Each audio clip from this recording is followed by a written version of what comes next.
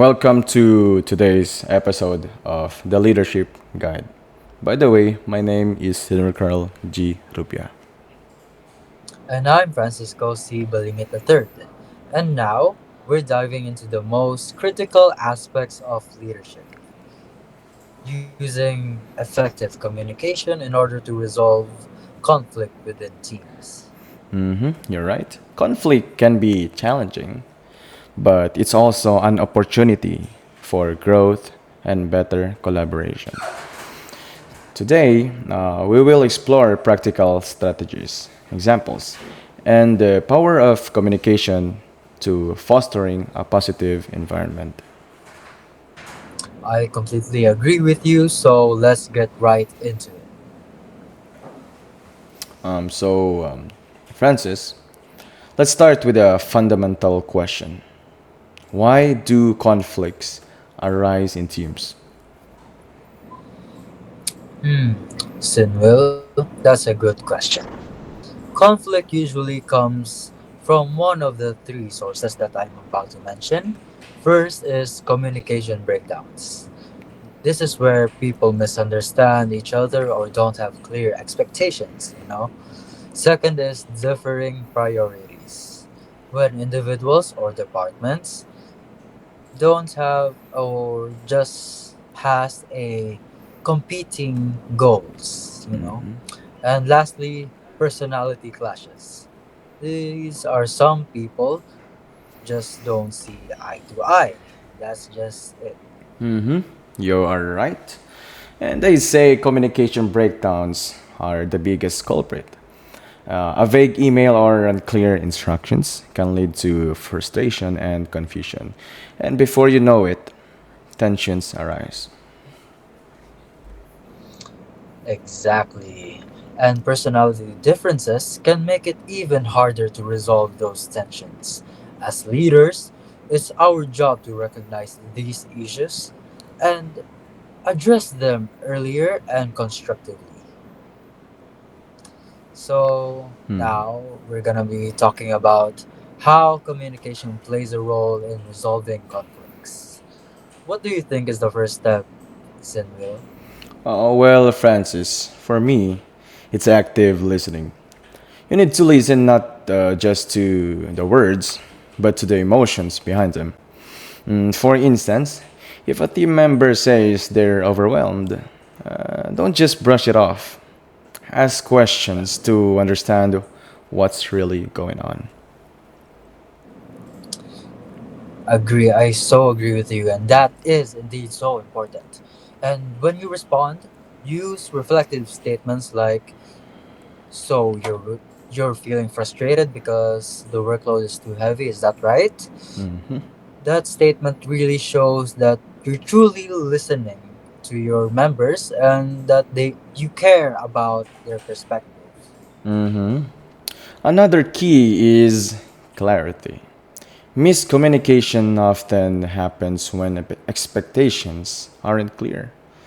If there's a conflict over deadlines, for example, explain why the timeline is important and make sure everyone is on the same page.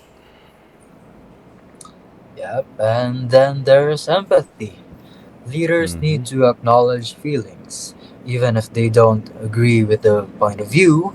A simple statement like, "I can see why you feel this way," can diffuse a lot of tension.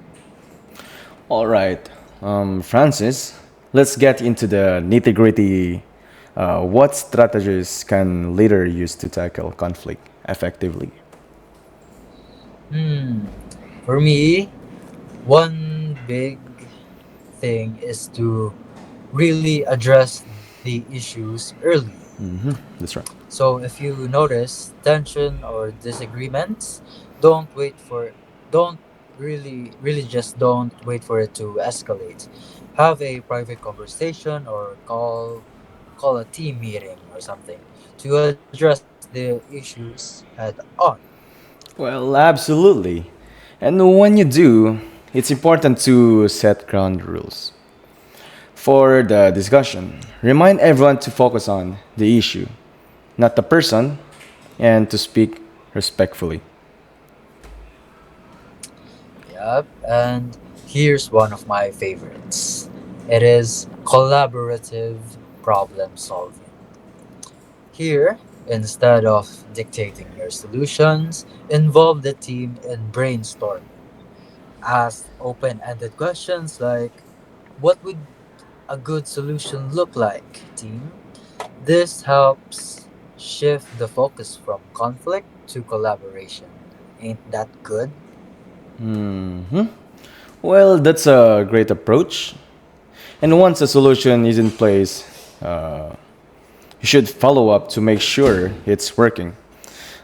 Check in with the team or individuals to ensure there's no lingering tension and that everyone's satisfied with the outcome. Hmm. Agree. I completely agree with you. So let's bring this to life with an example. Say that you've got two members clashing over priorities. One is a project manager who needs quick turnarounds, and the other is a designer who wants more time to perfect their work. Classic scenario. So, as a leader, your first step would be to listen to both sides separately to understand their frustrations. Yep, and then you'd bring them together in a neutral space. Start by acknowledging both perspectives, such as, I understand that you need more time for your quality work, and I also see that urgency in meeting deadlines. Well, Francis, exactly. From there, guide the conversation toward situations. Maybe the team agrees to prioritize urgent tasks while scheduling additional time for more complex projects. Yep, and don't forget to follow up. A quick check in every week or two later can ensure the new process is working and that both team members feel supported. That's so nice, right? That's right. So, why is this important? Conflict can feel like a roadblock, but when handled well, it builds trust, improves communication, and strengthens team dynamics. Leaders who address conflict constructively create a culture where differences are seen as opportunities rather than threats. Absolutely. A team that knows their leader will step into immediate, fairly, and effectively is more likely to collaborate, innovate, and even achieve their goals. It's about creating an environment where people feel heard and valued, even in tough situations. And it's not just about resolving the conflict at hand. Effective conflict management sets the tone for how the team handles future disagreements, fostering resilience and adaptability.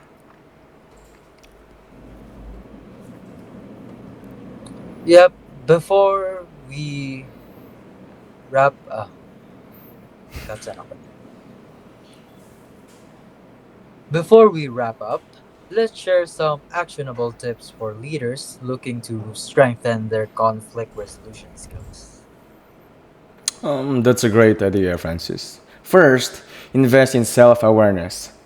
Leaders need to understand their own communication styles, triggers, and biases. If you know to tend to avoid conflict, for example, you can work on being more proactive. I agree. So, the second might be practice patience. Conflict resolution takes time, and through rushing it can lead to misunderstandings or half-baked solutions, obviously. So, take the time to dig deep into the root of the cause. Well, for the last one, the third one, develop your emotional intelligence. This means recognizing emotions, both yours and others, and using that awareness to guide interactions. Emotional intelligence is the key to empathy and effective communication. Agreed. And Don't forget to seek feedback. Ask your team how they feel about your approach to the conflict. Are they comfortable bringing the issues to you? Do they feel supported? Really, just an honest feedback can help you grow. Mm-hmm. So, to sum up everything, conflict is indeed inevitable, but with the right mindset and tools, it's manageable. In fact, it can even be transformative for teams. Mm-hmm. That's right. So the key is open communication, active listening, and a willingness to find common ground. Leaders who master these skills will see stronger teams and better outcomes. Yeah, that is all for today, folks. Thanks for joining us today. If you found this episode helpful, share this with your friends, subscribe. That's a simple thing to do. And for more insights on leaders and team dynamics, just go to our page and you can see everything you need there.